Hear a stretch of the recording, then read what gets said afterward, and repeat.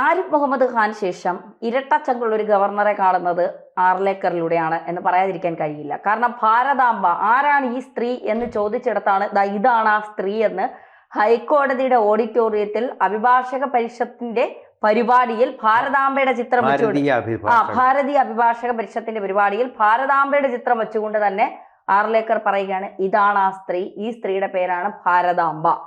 DYFI എപ്പോഴും ഉണ്ടാക്കുന്നത് പോലെ പ്രതിഷേധവുമായി രംഗത്ത് വരുന്നുണ്ട്. ഭാരതാംബയുടെ ചിത്രം കണ്ടാൽ തന്നെ അവർക്ക് വല്ലാത്തൊരു ഈ കാളയ്ക്ക് ചുമന്ന കളർ കാണുമ്പോൾ ഉണ്ടാകുന്ന ഒരു പ്രശ്നമാണ് ഭാരതാംബയെ കാണുമ്പോൾ ഡിവൈഎഫ്ഐക്ക് ഉണ്ടാകുന്നത്. എന്താണ് ആക്ച്വലി ഭാരതാംബയെ കാണുമ്പോൾ ഡിവൈഎഫ്ഐയുടെ ഈ പ്രശ്നം? എന്തിനാ അവർ ഇങ്ങനെ തിളയ്ക്കുന്നത്?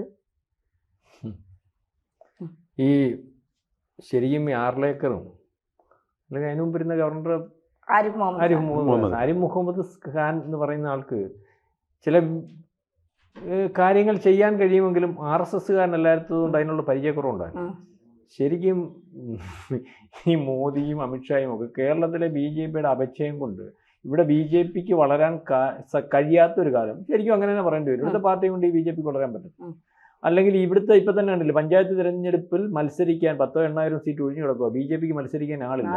പഞ്ചായത്തിൽ മത്സരിപ്പിക്കാൻ ആളിനെ തിരഞ്ഞുപിടിക്കാൻ പറ്റാത്ത രീതിയിലേക്ക് ഇപ്പോഴും BJP കേരളത്തിൽ കിടക്കുക. ആ BJPക്കകത്ത് ഇതുപോലെ ഈ ആർലേക്കറും അതുപോലെ ചില RSS ഉന്നയിക്കുന്ന ചില വിഷയങ്ങൾ അവർ കൊണ്ടുവരുന്ന വിഷയങ്ങൾ കൊണ്ടാണല്ലോ ഇവിടെ ഈ BJPയും RSSും ഒക്കെ അല്ലെങ്കിൽ ഈ BJPക്കകത്ത് പിടിച്ചിരിക്കുന്ന ഒരവസ്ഥയുണ്ട്. ഞാൻ ചോദിച്ചോട്ടെ, ഈ വിവാദം ശരിക്കും പറഞ്ഞാൽ എന്തിനു കൊണ്ടുവന്നു? ഭാരതാംബ വിവാദം എന്തിനു കൊണ്ടുവരുന്നു? ഭാരതാംബയുടെ ഫോട്ടോ വെച്ചിട്ട് അത് വെക്കണ്ടെന്ന് പറയുമ്പോൾ തന്നെ ഭാരതാംബ വിവാദമായില്ലേ? അവിടെ ഒരു ധ്രുവീകരണമായില്ലേ? നേരത്തെ ബീഫിന്റെ വിഷയം നമ്മൾ മനസ്സിലാക്കേണ്ട. ബീഫിന്റെ വിഷയം എന്തോ, ഈ 21 സംസ്ഥാനത്തിൽ കോൺഗ്രസ് ഭരിച്ചുകൊണ്ടിരുന്നപ്പം ഗോവധ നിരോധനമുണ്ട്. 5 സംസ്ഥാനത്തിൽ മാത്രമേ ഉള്ളൂ BJP വന്നപ്പോൾ ഉണ്ടായത്. അവരിവിടെ പറഞ്ഞു ഞങ്ങൾ ബീഫ് നിരോധിക്കുന്ന ഒറ്റ കാര്യം പറഞ്ഞിട്ടങ്ങ് പോയി. ഇവിടുത്തെ കോൺഗ്രസ്സുകാരൻ റോഡിൽ ഇറങ്ങുന്നു, മാർക്സിസ്റ്റുകാരൻ ഇറങ്ങുന്നു, പശുവിനെ റോഡിലിട്ട് വെട്ടുന്നു. ഇത് കേരളത്തിൽ പശുവിനെ തിന്നുന്ന ഹിന്ദുവിൻ്റെ ഇടയ്ക്ക് വരെ ധ്രുവീകരണം ഉണ്ടായി. അല്ലെങ്കിൽ അത്തരത്തിൽ ഇത് നമ്മുടെ ദൈവമില്ല, അല്ലെങ്കിൽ ഇതൊരു സംസാരമായി ധ്രുവീകരണമുണ്ട്. വടക്കേ ഇന്ത്യയിൽ ഇപ്പോഴും ഈ പശുവിനെ എറണാകുളത്ത് വെച്ച് വെട്ടിയൊരു ഏതാണ്ട് ഒരു വർക്കി ഉണ്ടല്ലോ, ഒരു കുർക്കി, ആ കുർക്കിയുടെ പടം വെച്ചാൽ അവരിപ്പോഴും വോട്ട് പിടിക്കുന്നത്. 1-2 രാജസ്ഥാൻ പറഞ്ഞ സംസ്ഥാനം പിടിച്ചത് അന്ന് ഈ ഇപ്പോഴും ആ ഫോട്ടോ അവിടെ ഓടിക്കൊണ്ടിരിക്കുക. അപ്പം ഞാനീ പറയുന്ന മനസ്സിലായി, ഇത് ഇവരുടെ തന്ത്രമാണ്, മനസ്സിലാക്കി. ഇപ്പം തന്നെ ഇവിടെ BJP പാർട്ടി സംവിധാനം വളരെ കൃത്യമായിട്ട് അല്ലെങ്കിൽ പാർട്ടിക്കകത്തുള്ള പ്രശ്നങ്ങൾ പരിഹരിച്ചു കൊടുക്കുന്ന പാർട്ടി ആരെന്നറിയോ? CPM അല്ലെങ്കിൽ കോൺഗ്രസ്. DYFI ഇറങ്ങിക്കില്ലേ, ഭാരതാംബ ആരടാ ഭാരതാംബ, എന്തുവേടാ ഭാരതാംബ, അഴിക്കടാ ഭാരതാംബയുടെ മുണ്ട്, ഊറടാ ഭാരതാംബയുടെ കാര്യം എന്നൊക്കെ പറഞ്ഞുകൊണ്ട് വരും. അപ്പം അപ്പോഴത്തേനും ഇവിടെ ഭാരതാംബയ്ക്ക് ഭാരതാംബ എന്താ കുഴപ്പം? ഇത് ആരാ ഭാരതാംബ ഉണ്ടാക്കിയേ? അല്ലെങ്കിൽ ആ മുദ്രാവാക്യം ഉണ്ടാക്കിയത് മുസ്ലിമാ? ആലോചിക്കണം. ഭാരത് മാതാ കി ജയ് എന്ന് പറയുന്ന മുദ്രാവാക്യം ഉണ്ടാക്കിയത് ആരാ? മുസ്ലിമാ. അന്ന് കുഴപ്പമില്ല, ആർക്കും പ്രശ്നമില്ല. ഇപ്പം ഇത് കൊണ്ടുവന്ന് ഭാരത് മാതാ കി ജയ് ആര് വിളിക്കുന്നു? നീയും വിളി. DYFIക്കാരനും വിളിക്കാം ഭാരത് മാതാ കി ജയ് എന്ന് വിളിച്ചൂടെ? കോൺഗ്രസ്സുകാരനും വിളിക്കാം ഭാരത് മാതാ, നമ്മുടെ ഭാരത് മാതാ കി ജയ് ഇന്ത്യയിലുള്ള എല്ലാവർക്കും വിളിക്കാമല്ലോ. അത് അവരെ കൊണ്ട് മാത്രം വിളിപ്പിക്കണമെന്ന് നിർബന്ധം പിടിക്കുന്നത് കൊണ്ടാണ് ആ മുതലെടുപ്പ് നടത്താൻ പറ്റുന്നത്. അത് തന്നെയുള്ളൂ ആർലേക്കർ ചെയ്യുന്നത്. ആർലേക്കർ ഇത് വളരെ കൃത്യമായിട്ട് ചെയ്യുന്നു. കാരണം ഈ വിവാദം കൊണ്ടുവരുന്നു. ഈ വിവാദം, അതായത് ദേശസ്നേഹികളായിട്ടുള്ളവർ ഈ പറയുന്ന പോലെ BJPക്കാരും RSSകാരും മാത്രമാണ് ഈ പറയുന്ന, അതിനപ്പുറം അല്ലെങ്കിൽ ഇവിടുത്തെ കോൺഗ്രസ്സുകാരനും അല്ലെങ്കിൽ ഈ പറയുന്ന മാർക്സിസ്റ്റുകാരനും ഒക്കെ ഇപ്പം ഭാരതാംബയെ തള്ളിപ്പറയുമ്പോഴും അല്ലെങ്കിൽ ഇന്ത്യയെ തള്ളിപ്പറയുമ്പോഴും ദേശസ്നേഹത്തെ തള്ളിപ്പറയുമ്പോൾ ആരുടെ ആളോ? ആരെ തള്ളിപ്പറയുന്നു? മതമൂല്യവാദികളുടെ ആളാണ്. അപ്പം ഞങ്ങളേ ഉള്ളൂ ദേശസ്നേഹികൾ. അപ്പോൾ ഇവിടെ പാർട്ടി സംവിധാനത്തിനകത്ത് കുഴപ്പമുണ്ടെങ്കിൽ അതിനെ അതിജീവിക്കുന്നതിന് വേണ്ടി അവർ കൊണ്ടുവന്ന് വെച്ചിരിക്കുന്നു. അദ്ദേഹത്തിൻ്റെ ജോലി ചെയ്യുന്നു. ഞാനിങ്ങനത്തെ രാഷ്ട്രീയം അത്രേ കാണുന്നുള്ളൂ, അല്ലാതെ പുതിയതായിട്ട് അവതരിപ്പിക്കേണ്ട ഭാരതാംബയെ നമുക്കറിയാൻ വയ്യാത്ത ഭാരതാംബയൊന്നുമല്ല. ഇതേ കയറി ലാവും കടിക്കും. അത് വെച്ചിട്ട് ഇവിടെ ഞാൻ ചോദിച്ചൊരു ഗണഗീതത്തിന്റെ വിഷയം വന്നല്ലോ, നിങ്ങൾക്കറിയോ ഗണഗീതത്തെ പറ്റി? ഞാൻ ഇതിന് ശേഷം അന്ന് തന്നെ ഗണഗീതം വിഷയം കത്തിയിരിക്കുന്ന സമയത്ത് RSSന്റെ ഏറ്റവും ഉയർന്ന ഒരു നേതാവായിട്ട് ഞങ്ങൾ തമ്മിൽ യാത്ര ചെയ്തിട്ടുണ്ട്. ഞാൻ ചോദിച്ചാൽ ഈ ഗണഗീതമൊക്കെ കേരളത്തിൽ ആർക്കും അറിയത്തില്ലായിരുന്നല്ലോ. ഇപ്പൊ ഗണഗീതം റോഡേ പോകുന്നതും പാടുന്നു, അവിടെ പാടുന്നു, ഇവിടെ പാടുന്നു. പക്ഷം എന്നാലും എൻ്റെ അടുത്ത് നിനക്ക് ഈ ഗണഗീതത്തെ പറ്റി വല്ലതും അറിയാം? ഞാൻ തന്നെ ഞാൻ 25 ഗണഗീതം എഴുതിയിട്ടുണ്ട്. 250 ഗണഗീതം മലയാളത്തിലുണ്ട്. 10,000-കണക്കിന് ഗണഗീതം ഇന്ത്യയിലുണ്ട്. ഇതാർക്കെങ്കിലും ഇവർക്ക് ഈ പുള്ളി എൻ്റെ ചോദിച്ചാൽ ഈ RSSനെ പറ്റി ഇവർക്ക് വല്ലതും അറിയാമോ? അപ്പം ഇവർ വിചാരിക്കുന്ന ഒറ്റ ഗണഗീതേ ഉള്ളൂ. അതല്ല, ആർക്കും എഴുതാം. അതിനകത്ത് RSSനകത്ത് വലിപ്പച്ചെറുപ്പില്ല, മെമ്പർഷിപ്പ് ഇല്ല, മറ്റേതില്ല, മറിച്ചയില്ല. ആർക്കും എഴുതാം. 10,000 കണക്ക് ആദിവാസി ഭാഷയിലുണ്ട്, ഗോത്ര ഭാഷയിലുണ്ട്. അപ്പോൾ അതാ ഗണഗീതം കേട്ടോ. അപ്പം ഞാൻ എനിക്കും അറിയത്തില്ല. അപ്പം ഗണഗീതത്തെ പറ്റി അവരുടെ അതിനകത്ത് മാത്രം പാടിയിരുന്ന, അവർ മാത്രം ഉപയോഗിച്ചിരുന്ന ഈ ഒരു സംവിധാനം ലോക സംവിധാനമായോ?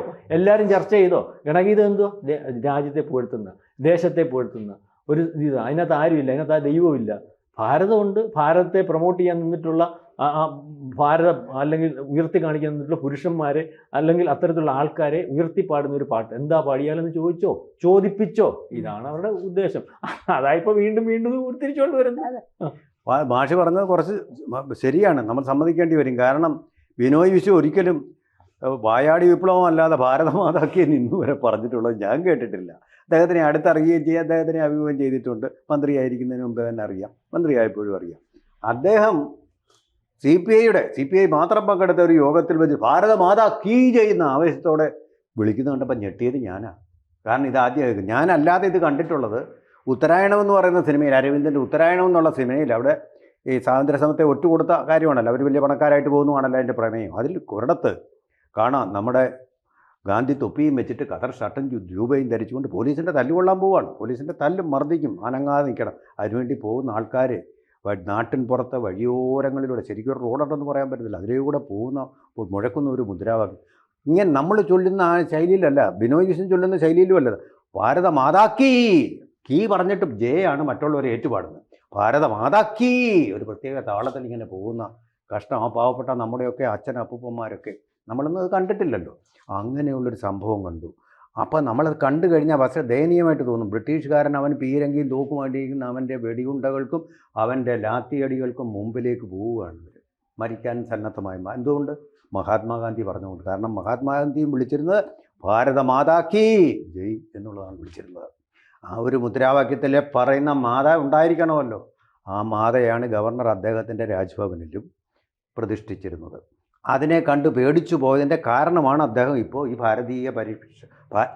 ഭാരതീയ അഭിഭാഷക പരിഷത്തിൻ്റെ യോഗത്തിൽ അപഗ്രഥനം ചെയ്തത്. അദ്ദേഹം പറയുന്നു അത് നമ്മുടെ കൊളോണിയൽ മനോഭാവത്തിൻ കൊണ്ടാണ് ഭാരതമാതാക്കി എന്ന് പറയാത്തത്. അതിന് പകരം നമ്മളെന്തോ ഇപ്പോൾ പറയുന്നത് മാടം തന്നെയാണ്. ഇതല്ലേ പറയുന്നത്? മാടം അല്ലേ? എല്ലാത്തിനും മാടമാണ്. മാതാസങ്കല്പം സഹോദരി നമ്മളെ നാട്ടിലേക്ക് മാടൻ കോവിൽ അത് ധാരാളം ഉണ്ട് അവിടെ. അത് ധാരാളം ഉണ്ട്. മാടനുമുണ്ട്, മറുതയുണ്ട്, എല്ലാം ഉണ്ട്. കള്ളിയങ്കാട്ട് നീലിയില്ലേ, അതൊക്കെ ഉണ്ട്. ഒരുപാടുണ്ട് സങ്കല്പങ്ങൾ. അങ്ങനെയുള്ള ഒരുപാട് മിത്തുകളൊക്കെ കലർന്നാണ് നമ്മുടെ ജീവിതം. അതിൽ ഈ സ്വാതന്ത്ര്യ സമരത്തെ അവർ മറക്കുകയാണ് എന്ന് മാത്രമല്ല, അത് സഹിക്കാം. പക്ഷേ രാഹുൽ ഗാന്ധിക്ക് ഭാരത് ജോഡോ യാത്ര നടക്കുമ്പോൾ കാശ്മീരിൽ കാണുന്ന ഭീകരൻ്റെ കണ്ണുകളിൽ അദ്ദേഹം കാണുന്നത് എന്താണ്? ക്രൂരതയല്ല, ദൈന്യത. കണ്ടാൽ നമുക്ക് അവന് കരച്ചിൽ വന്നു പോകും രാഹുൽ ഗാന്ധിക്ക്. അമുൽ ബേബി ആയതുകൊണ്ടായിരിക്കാം. അതുപോലെ തന്നെ നമ്മുടെ ചെങ്കോട്ട സ്ഫോടനത്തിലെ പ്രതികളെ പിടിക്കു പോകുമ്പോൾ ഉദിത് രാജ് എന്ന് പറയുന്ന കോൺഗ്രസിൻ്റെ വക്താവ് പറയുന്നത് എന്താ? മുസ്ലിങ്ങളെ മാത്രം പിടിക്കും. ഈ തീവ്രവാദികൾ മുസ്ലിങ്ങളായി പോയതിന് ഇപ്പം എന്താ പറയുക, മതം മാറ്റി കൊണ്ടുപോകാൻ പറ്റുമോ? പൊന്നാനി കൊണ്ടുപോയി 4-ാം വേദം കൂട്ടിയിട്ട് കൊണ്ടുപോയി അറസ്റ്റ് ചെയ്തുകൊണ്ട് പോകാൻ പറ്റുമോ? ഇങ്ങനൊക്കെ പറയുമ്പോഴാണ് ഭാരതമാതാവെ നിന്നെ എത്ര വഞ്ചിക്കുന്നു, നിൻ്റെ പേരിൽ സ്വാതന്ത്ര്യം നേടിത്തന്നു എന്ന് പറയുന്ന കോൺഗ്രസ് എന്ന് നമ്മുടെ മനസാക്ഷി ചോദിച്ചു പോകുന്നത്. അപ്പോൾ ഇതിനകത്ത് പറയുന്നത് പോലെ ഈ CPM-നെയും അല്ലെങ്കിൽ പിണറായിയെയും അല്ലെങ്കിൽ കോൺഗ്രസിനെയും ഒക്കെ പിണറായിയെ പൂട്ടി ആർലേക്കർ എന്ന് വേണമെങ്കിൽ പറയാം. കാരണം എന്തെന്നറിയാം, ഈ അവരുടെ രാഷ്ട്രീയം, അവരുടെ മുദ്രാവാക്യം, അവരുദ്ദേശിക്കുന്ന കാര്യം അവർ കാണില്ലാത്തപ്പോൾ അത് വളർത്തിയെടുക്കുന്നതിനും അത് പരത്തുന്നതിനും അതിന് ആൾക്കാരുടെ ഇടയിൽ അർത്ഥമുണ്ടാക്കുന്നതിനും പ്രവർത്തിക്കുന്നത് യഥാർത്ഥത്തിൽ ഞാനീ പറഞ്ഞ കാര്യങ്ങൾ നോക്കുമ്പോൾ CPM-ഉം കോൺഗ്രസും ഒക്കെ അത് തന്നെയുള്ള അവരുടെ രാഷ്ട്രീയം. അതെ. അപ്പോൾ ഇത് വളരെ ശരിയായിട്ടൊരു കാര്യം. ഭാരതമാത എന്നൊരു സങ്കല്പം നമുക്ക് വേണം. ഒരു രാഷ്ട്രത്തിനും നിലനിൽക്കാൻ പറ്റിയൊരു സങ്കല്പം വേണം. ശബരിമലയിൽ ഒരു കല്ല്, അവിടുത്തെ ഒരു വിഗ്രഹം മാത്രമാണ്, കല്ലിൽ തീർത്ത ഒരു വിഗ്രഹമാണെന്ന് വിചാരിച്ചാൽ ഇത്രയും ഭക്തി ലക്ഷങ്ങൾ അവിടേക്ക് പോകുമോ? അപ്പോൾ ഭാരതത്തെ ഒരുമിക്കാൻ അങ്ങനെ ഒരു സങ്കല്പം തീർച്ചയായിട്ടും വേണം. ആ സങ്കല്പമാണ് ഭാരതമാത എന്നുള്ളത്. അത് ഗവർണറുടെ ഓഫീസിൽ വെച്ചിരിക്കുന്നതുകൊണ്ട് മന്ത്രിമാരത് പോവുക എന്ന് പറയുന്നത് രാജ്യദ്രോഹപരമായ മനോനിലവാരത്തിലേക്കാണ് അവർ പോകുന്നത്. ഒരു തീവ്രവാദിയെ രാഷ്ട്രരക്ഷയ്ക്ക് വേണ്ടി അറസ്റ്റ് ചെയ്യുമ്പോൾ അത് മുസ്ലിം സമുദായമാണെന്നല്ല ചിന്തിക്കേണ്ടത്. നിങ്ങൾ തന്നെയാണല്ലോ പറയുന്നത് തീവ്രവാദത്തിന് മതമില്ലെന്ന്. അപ്പോൾ ഇവിടെ പ്രതികൾക്കും മതമില്ല എന്നുള്ളൊരു സങ്കല്പത്തിലേക്കെങ്കിലും പോകാൻ കഴിയണം. അതില്ലെങ്കിൽ ഈ ഭാരതമാത എന്നുള്ള സങ്കല്പം തന്നെ വ്യർത്ഥമാണ്. രാജ്യസ്നേഹം ഉൽപ്പാദിപ്പിക്കാൻ വേണ്ടിയിട്ടുള്ള ഒരു സങ്കല്പമാണത്, മഹത്തായ ഒരു സങ്കല്പമാണത്. ഗാന്ധിജിയുടെ കാഴ്ചപ്പാടാണ്. ഇന്ത്യയെ സ്നേഹിച്ച മരിച്ച ലക്ഷക്കണക്കിന് രക്തസാക്ഷികളുടെ സങ്കല്പമാണ്. ആ സങ്കല്പത്തെ ചോദ്യം ചെയ്യുക എന്ന് പറഞ്ഞാൽ നിങ്ങളുടെ രാജ്യത്തെ തന്നെ ചോദ്യം ചെയ്യുകയാണ്. രാഹുൽ ഗാന്ധി പറഞ്ഞതുപോലെ ഇന്ത്യ ഒരു രാഷ്ട്രമല്ല, വെറും സംഭാഷണങ്ങളാണെന്ന് പറയുന്നത് പോലെയാണ്. ചാറ്റുകൾ, വെറും ചാറ്റുകളായിട്ട് മാത്രം സങ്കല്പിക്കുക എന്ന് പറയുന്നത്, അങ്ങനെ ഒരു സങ്കല്പം, ശക്തമായ സങ്കല്പം നമുക്ക് വേണം. തന്നെയല്ല, അതിനേക്കാൾ പ്രധാനമായിട്ട് എനിക്ക് തോന്നുന്നു കൊളോണിയൽ മനോഭാവത്തിൽ നിന്ന് നമ്മൾ പിന്നെ സായിപ്പിനെ കാണുമ്പോൾ കവാത്ത് മറക്കുന്ന പോലെ ഇങ്ങനെ ബ്രൂഡിങ് ഷോൾഡർ, അതാണ് ഇന്ത്യക്കാരെ പറ്റി സായിപ്പന്മാർ തന്നെ പറയും, ബ്രൂഡിങ് ഷോൾഡേഴ്സുമായിട്ട് നിൽക്കുക, കുനിഞ്ഞ്. ഇല്ല, മുട്ടയിടാൻ വരുന്ന കോഴിയെ പിടിക്കാൻ പോകുമ്പോൾ അതൊരു ഇങ്ങനെ കാണിക്കുമല്ലോ, അതുപോലെ നിന്ന് കൊടുക്കേണ്ട കാര്യമില്ല. നമ്മൾ നെഞ്ചുറപ്പോട് കൂടി തോൾ ഉയർത്തി തന്നെ നിർഭയരായിട്ട് നിൽക്കണം. അതിന് നമ്മളെ സഹായിക്കുന്ന ഒരു ശക്തി ചോദനയാണ് ഭാരതമാതാവ് എന്നുള്ള സങ്കല്പം. അതിലൊരു സങ്കല്പത്തിലൊരു തെറ്റുമില്ല. അതിനെ രാഷ്ട്രീയമായിട്ട് ദുരുപയോഗം ചെയ്യുന്നതിനെ പ്രശാന്ത് മാഷ് പറഞ്ഞ പോലെ ഞാൻ അതിനോട് യോജിക്കുന്നുമില്ല.